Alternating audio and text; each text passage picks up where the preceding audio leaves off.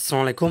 ২০২৫ সালের এসএসসি পরীক্ষার্থীরা কেমন আছো? সবাই আশা করি অনেক ভালো আছো। তোমাদের ফর্ম পূরণ একই সাথে টেস্ট পরীক্ষার রেজাল্ট প্রকাশের তারিখ আসলেও ঘোষণা করা হয়েছে। ইতিমধ্যে তোমরা অনেকে হয়তোবা জানো বিষয়টি। তো যারা জানো না তাদেরকে জানিয়ে দিচ্ছি, তোমাদের টেস্ট পরীক্ষার রেজাল্ট একই সাথে ফর্ম পূরণের যে বিষয়টি রয়েছে তারিখটা, এই তারিখের মধ্যে তোমাদেরকে হচ্ছে ফর্ম ফিল আপটা করতে হবে। তো কোনোভাবে কিন্তু মিস করা যাবে না। তো এখানে তোমাদেরকে বেশ কিছু গুরুত্বপূর্ণ কথা রয়েছে, সেগুলো বলতেছি।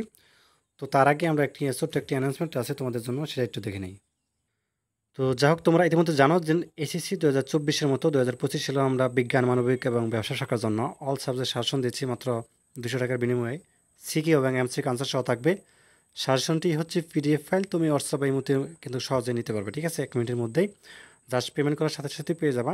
যে নাম্বারটি দেখতে পাচ্ছ স্ক্রিনে, নাম্বারটির মধ্যে হোয়াটসঅ্যাপ বা ইমো আছে, নাম্বারটির মধ্যে যোগাযোগ করলে হবে, অথবা চাইলে সরাসরি ফোন দিতে পারো, ঠিক আছে?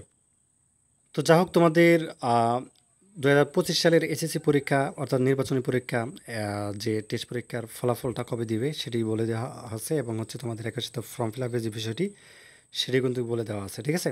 তো এখানে যেটি বলছে যে বোর্ড থেকে নিয়ন্ত্রক প্রফেসর মোহাম্মদ আবুল বাশা স্বাক্ষরিত ওই বিজ্ঞাপনে জানানো হয়েছে যে নির্বাচনী পরীক্ষার ফল আগামী ২৭ নভেম্বরের মধ্যে প্রকাশ করতে হবে।